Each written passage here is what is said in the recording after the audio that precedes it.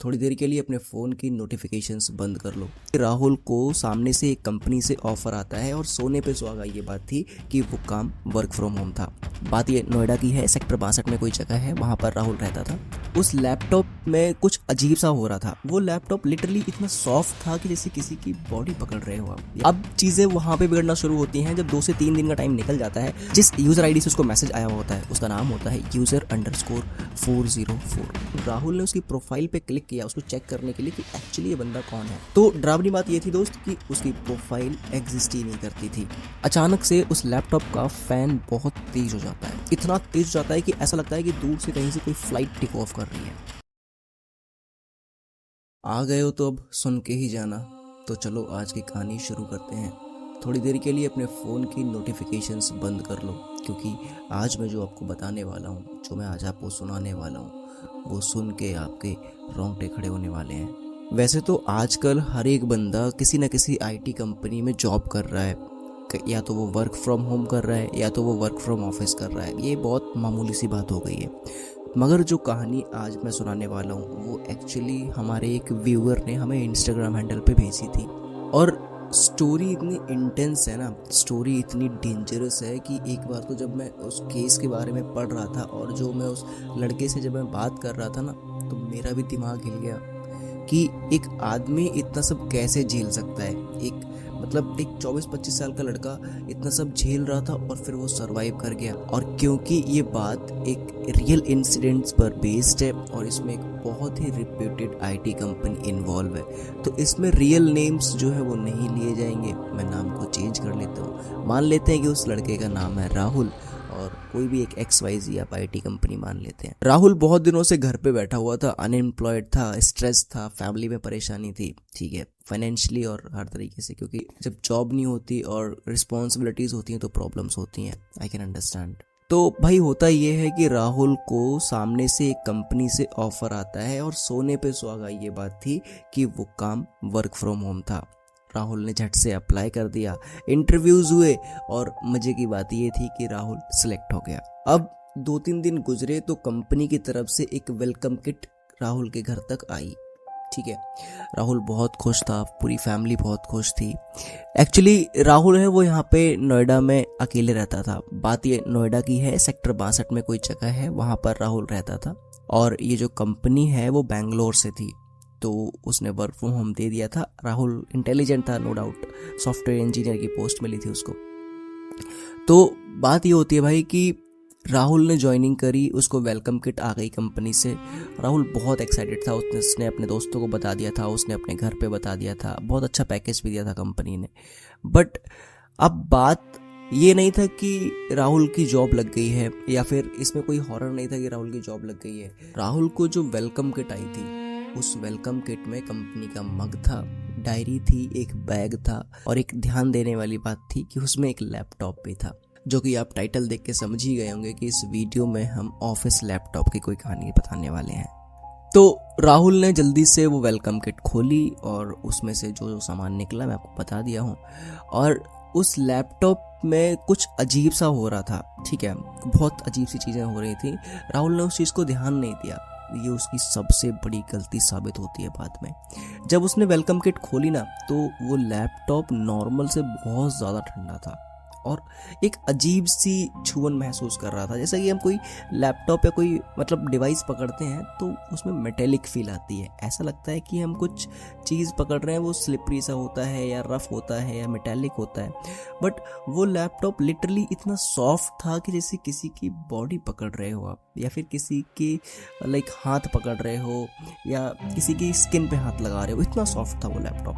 But और साथ साथ में वो लैपटॉप बहुत ही ज़्यादा ठंडा था, ठीक है।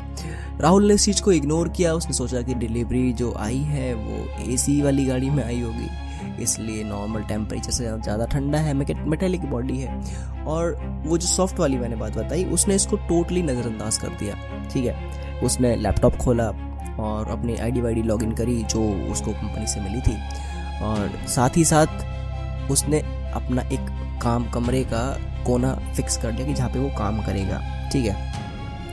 कंपनी के कुछ रूल्स थे कि स्टार्टिंग के आप 1 वीक की जो ट्रेनिंग होगी, 2 वीक की, वो आप डे शिफ्ट में करोगे। तो जब आप ऑन बोर्ड हो जाओगे, आपको जब प्रोडक्शन हाउस में भेजा जाएगा तो आपको नाइट शिफ्ट करनी पड़ेगी। ठीक है, यहाँ तक बिल्कुल नॉर्मल चल रहा था। 1-2 वीक निकल गए, उसकी ट्रेनिंग पूरी हो गई और जब वो प्रोडक्शन हाउस में मतलब ट्रांसफ़र किया गया जहाँ पे उसको एक्चुअली में काम करना था, तो चीज़ें वहाँ बिगड़ना शुरू हो जाती हैं। स्टार्टिंग के 3-4 दिन प्रोडक्शन हाउस में तो बहुत अच्छे जाते हैं, क्योंकि राहुल को नए नए लोग मिल रहे थे, सब कलीग्स ग्रीट कर रहे थे। ठीक है, और मीटअप हो रहा था, मतलब ऑनलाइन वेबिनार के थ्रू और वीडियो कॉल्स के थ्रू। तो अब चीज़ें वहाँ पे बिगड़ना शुरू होती हैं जब 2 से 3 दिन का टाइम निकल जाता है। अब एक बार की बात बताते हैं राहुल की, जब वो नाइट शिफ्ट कर रहे थे, रात के करीब 1 या 1:30 बजा होगा।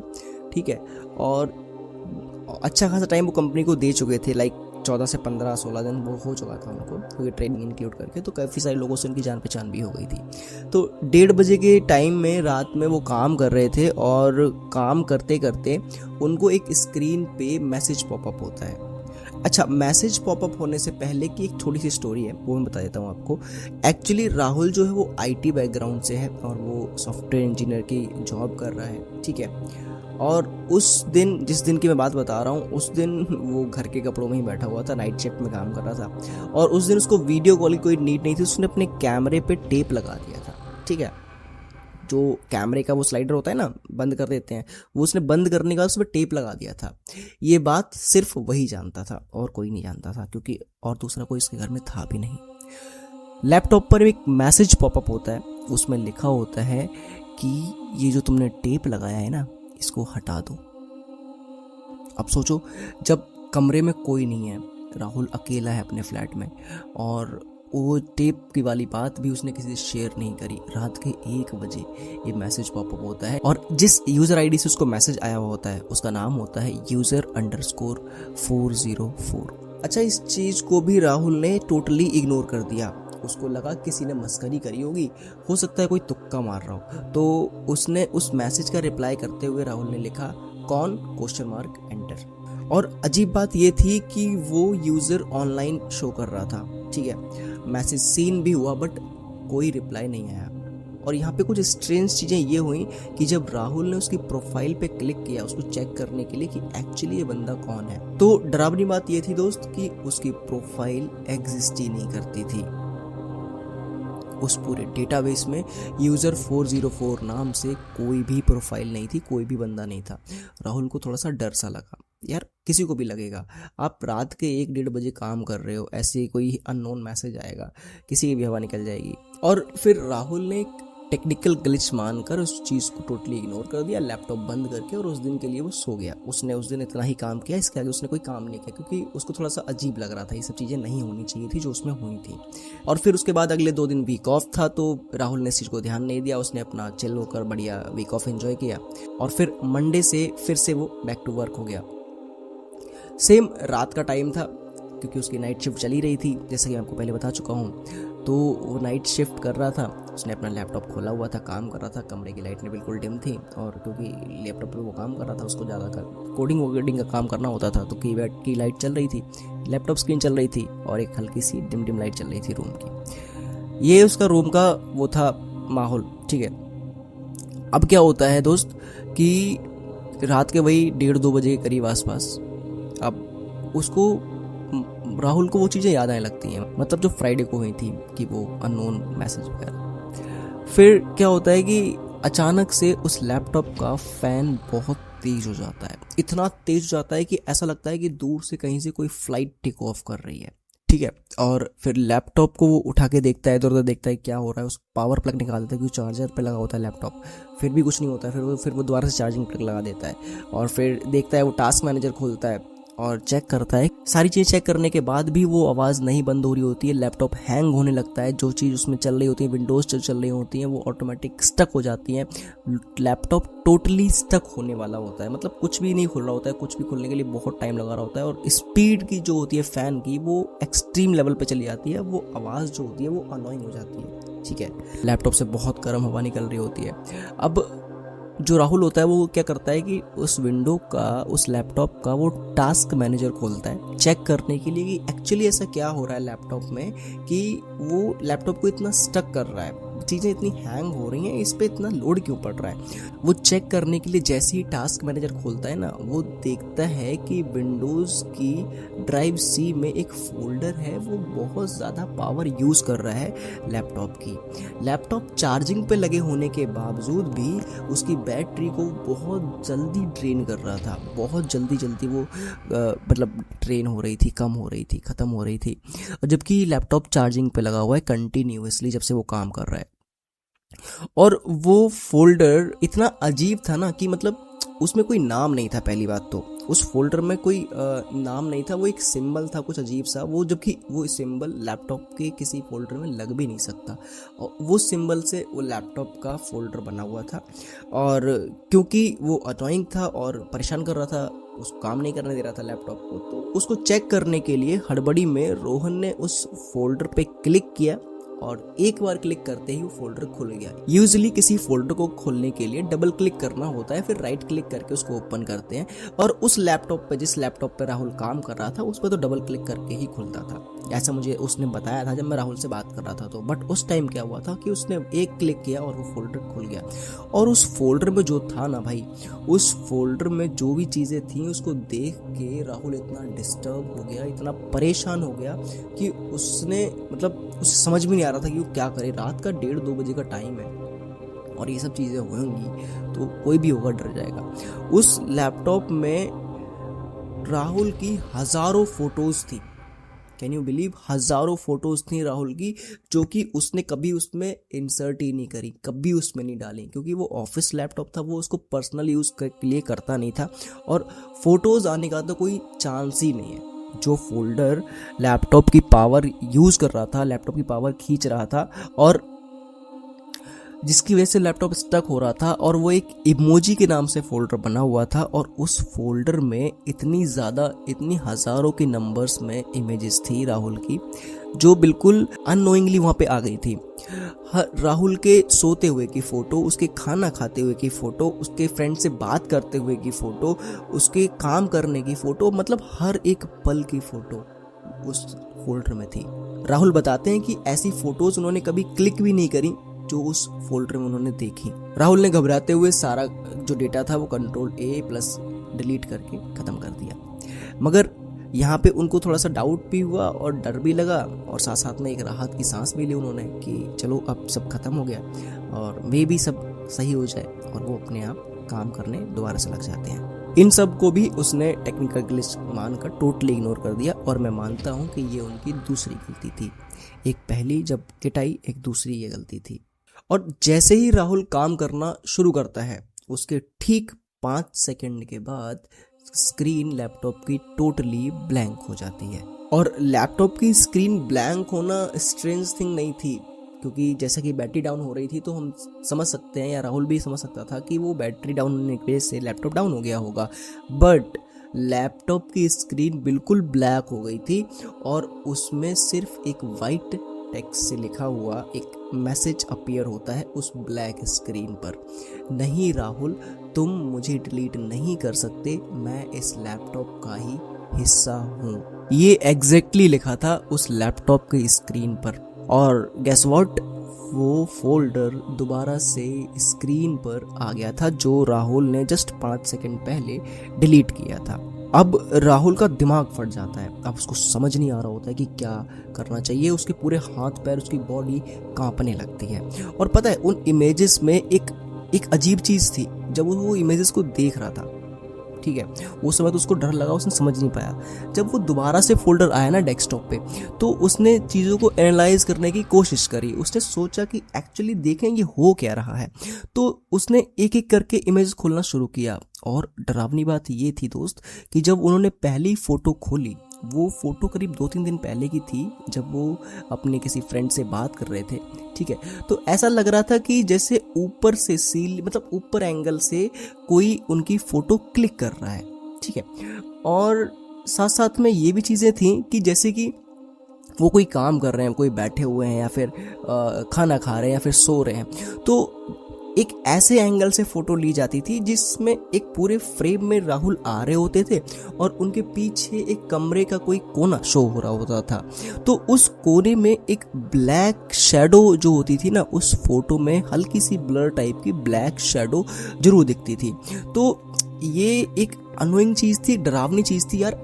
उस घर में, जिस घर में राहुल रह रहा था, उसमें ऐसा कुछ था ही नहीं। किसी भी कमरे की दीवार पर कोई भी ब्लैक शैडो नहीं थी, कोई भी चीज़ ऐसी नहीं थी जिससे कि वो एक ब्लैक शैडो बन सके किसी भी टाइप की फ़ोटो क्लिक करने पर। तो अब चीज़ें ये होती है ना कि जैसे जैसे राहुल सारी फ़ोटोज़ को देख रहा होता है, मतलब बैक टू बैक करके हर फोटो को चेक कर रहा होता है, तो उसको समझ आता है कि वो जो शैडो है, अगर वो बैठे हैं तो बैठे हुए की कई सारी फ़ोटोज़ हैं, अगर वो लेटे हुए तो लेटे हुए कई सारी फ़ोटोज़ हैं, और अगर वो काम कर रहे हैं तो काम करने की उनकी कई सारी फ़ोटोज़ हैं।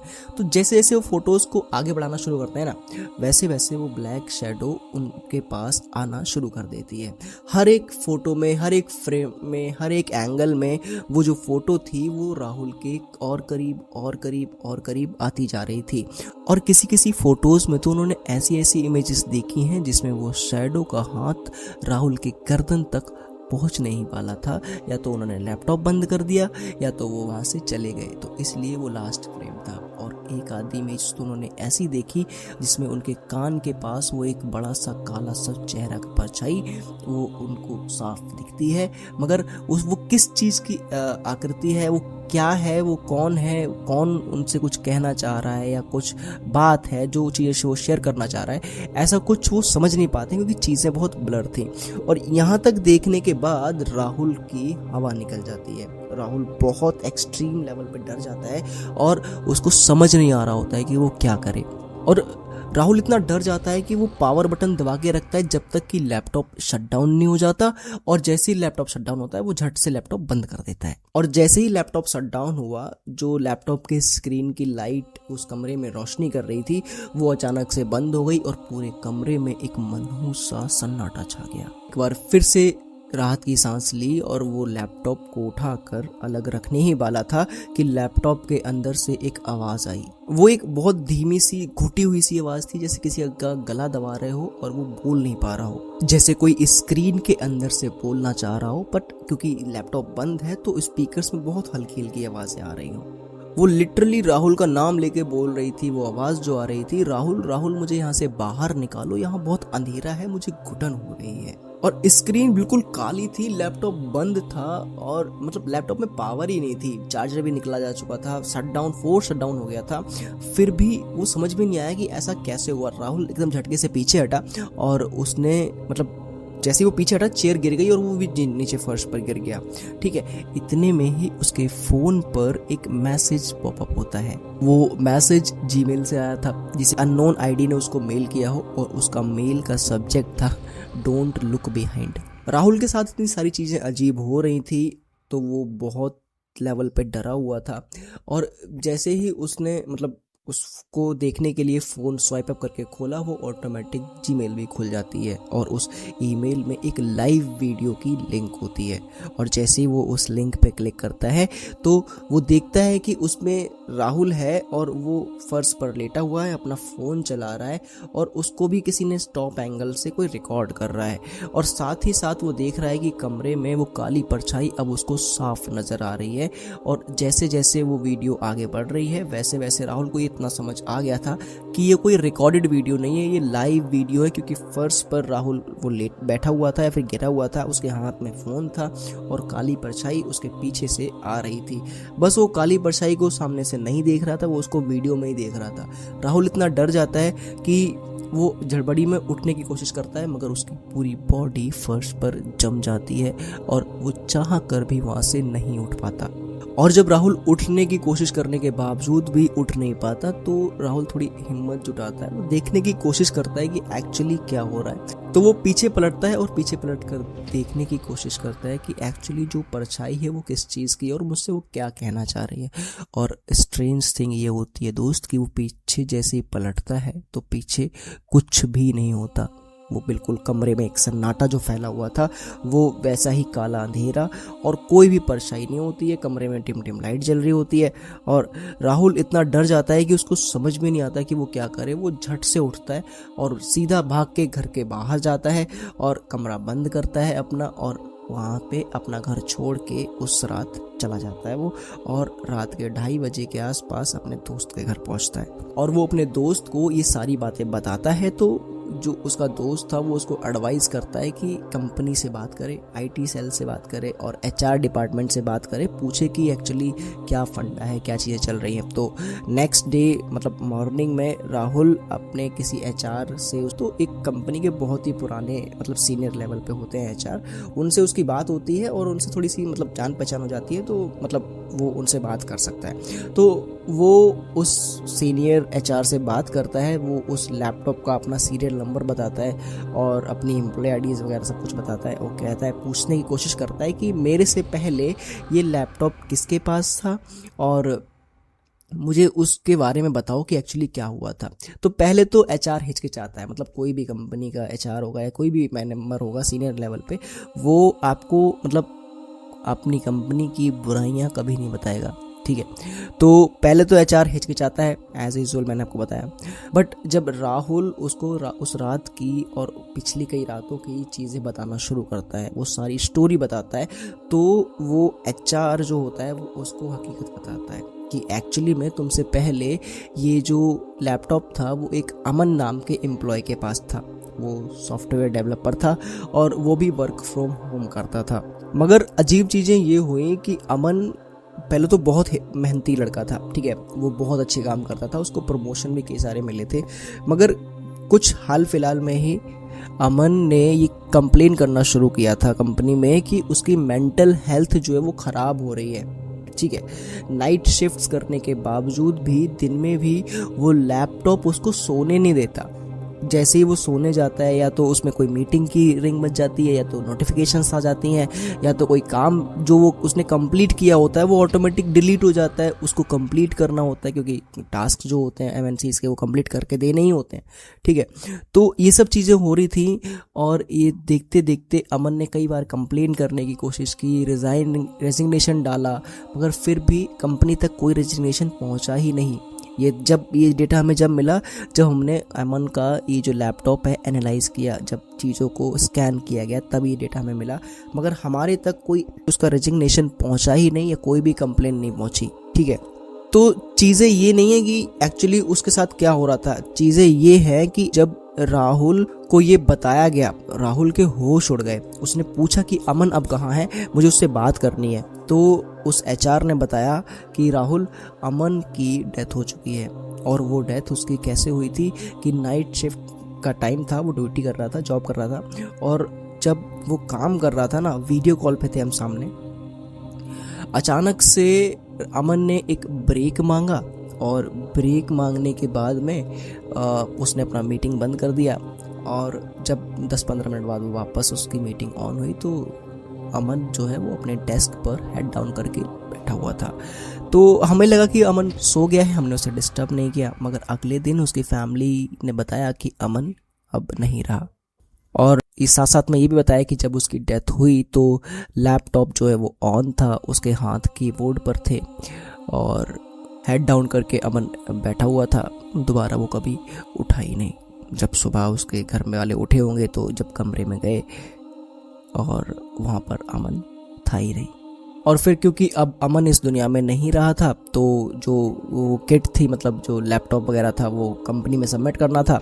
अमन की फैमिली ने कंपनी में वो लैपटॉप भिजवा दिया। आईटी सेल ने वो सारा डेटा डिलीट कर दिया चेक करने के बाद, क्योंकि एक रेप्यूटेड कंपनी है, उसको अपना डेटा, उसको अपनी रेपुटेशन बचानी थी, बात को दबाना था, तो उसने चीज़ों को दबा दिया, ठीक है। अब लैपटॉप फॉर्मेट करने के बाद में वही लैपटॉप जो है वो राहुल को दिया गया था। लेकिन कंपनी वाले ये चीज़ नहीं जानते थे या वो ये चीज़ समझ नहीं पा रहे थे कि उन्होंने डेटा तो डिलीट कर दिया, लैपटॉप पूरा फॉर्मेट कर दिया, विंडो चेंज कर दी, मतलब वो बिल्कुल ही, मतलब उसको बिल्कुल ही एक नया जैसा बना दिया, ठीक है। उसकी कई सारी चीज़ें चेंज कर दी, बदल दी, मगर वो लोग इस चीज़ से बिल्कुल अनजान थे कि जो चीज़ उस लैपटॉप के अंदर घुस चुकी थी उसे निकालना मुश्किल ही नहीं नामुमकिन था। जो चीज़ उस लैपटॉप में थी उसको फॉर्मेटिंग के ज़रिए तो मिटाया बिल्कुल नहीं जा सकता था। वो अमन की आत्मा और वो डार्क चीज़ जो अमन को टॉर्चर कर रही थी, अब वो दोनों उस लैपटॉप का हिस्सा बन चुके थे। और जैसे ही वो लैपटॉप राहुल के पास डिलीवर होता है और वो सारी चीज़ें राहुल के साथ भी होना शुरू हो जाती हैं। और राहुल इतना सुनते ही वो पागल सा हो जाता है। वो दौड़ते हुए अपने घर गया, उसने वो लैपटॉप उठाया और सोचा कि इस लैपटॉप का किस्सा ही ख़त्म कर देते हैं। और उसने लैपटॉप लेके अपनी स्कूटी निकाली और वो दूर कहीं शहर से बाहर गया और एक नदी में उसने वो लैपटॉप फेंक दिया, बैग के साथ फेंक दिया, ठीक है, और वापस आ गया घर। और उसने सोचा कि अब अगर लैपटॉप ही नहीं रहेगा तो मेरे साथ ऐसा कुछ होगा ही नहीं। कंपनी क्या करेगी, चार्ज काटेगी, काट ले, मगर मेरी ज़िंदगी तो सेफ रहेगी। पता है यहाँ पे ट्विस्ट क्या आता है? ट्विस्ट ये आता है कि अगले दिन सुबह राहुल मतलब ब्रेकफास्ट कर रहा होता है तो उसकी डोरबेल रिंग होती है। वो जाके डोर पे देखता है तो वहाँ पे एक कुरियर बॉय होता है और उसके हाथ में एक पार्सल होता है, ठीक है। तो वो बताता है कि सर आपका ये कंपनी का रिटर्न पार्सल है। और देखो अजीब बात ये होती है कि राहुल ने कोई चीज़ ऑर्डर ही नहीं करी होती है या फिर रिटर्न ही नहीं करी होती है जिससे कि उसके पास कोई रिटर्न ऑर्डर आएगा। वो बताता है इस चीज़ को उस कुरियर बॉय को, मगर कुरियर बॉय कहता है कि सर इस पे आपका नाम है, आपका एड्रेस है, आपका नंबर है, तो आपका ही होगा ये। और जब राहुल चेक करता है तो लिटरली उस पर उसकी डिटेल्स होती हैं। राहुल उस पार्सल को रिसीव कर लेता है और फिर कुरियर बॉय चला जाता है, वो पार्सल लेके कमरे के अंदर आ जाता है।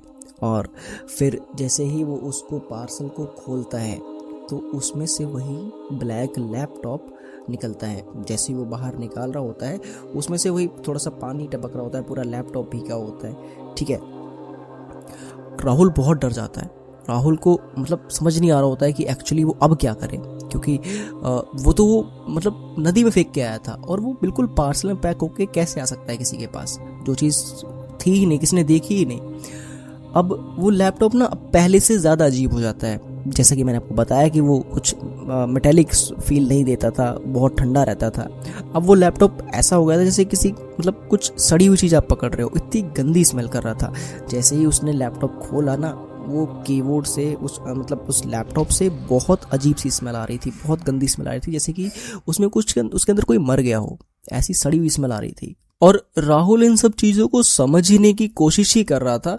तब तक स्क्रीन पे एक मैसेज दोबारा से पॉपअप होता है जिसमें लिखा होता है कि राहुल हमने कहा था ना कि तुम हमें डिलीट नहीं कर सकते, हम इस लैपटॉप का ही हिस्सा हैं। राहुल ने झट से लैपटॉप बंद किया, अपनी स्कूटी की चाबी उठाई, घर ऐसे ही खुला छोड़ दिया और भाग के वो अपने दोस्त के घर चला गया। उसने उस शाम को ही उस कंपनी में रेजिग्नेशन डाला और कुछ दिनों में उसने वो घर भी बेच दिया और उसने आईटी का काम ही छोड़ दिया। उसने अपना प्रोफेशन बदल दिया, उसने सब कुछ बदल दिया। उसने वो हर वो चीज़ से हट गया जो उसको उस ट्रॉमा से जोड़ रही थी। और राहुल इतना डर गए थे, राहुल बताते हैं कि आज भी अगर वो किसी लैपटॉप की स्क्रीन या फिर किसी फ़ोन की, अपने ही फ़ोन का फ्रंट कैमरा या फिर स्क्रीन देखते हैं ना, तो उनको कई कुछ चीज़ें ऐसी होती हैं, अजीब उनके साथ ऐसी चीज़ें फ़ील होती हैं जो एक्चुअली में एक नॉर्मल इंसान के साथ फ़ील नहीं हो सकती। वो कहते हैं कि अभी भी मेरे को ऐसा लगता है कि जब मैं फ़ोटो लेता हूँ ना, सेल्फ़ी लेता हूँ या फिर मैं फ़ोटो क्लिक करवाता हूँ, तो मेरे पीछे कहीं ना किसी कोने में वो एक ब्लैक शेडो आज भी मुझे दिखती है, सिर्फ मुझे दिखती है। और अगर मैं किसी अपने फ्रेंड से पूछता हूँ या अपनी फैमिली से पूछता हूँ तो उनको नहीं दिखती।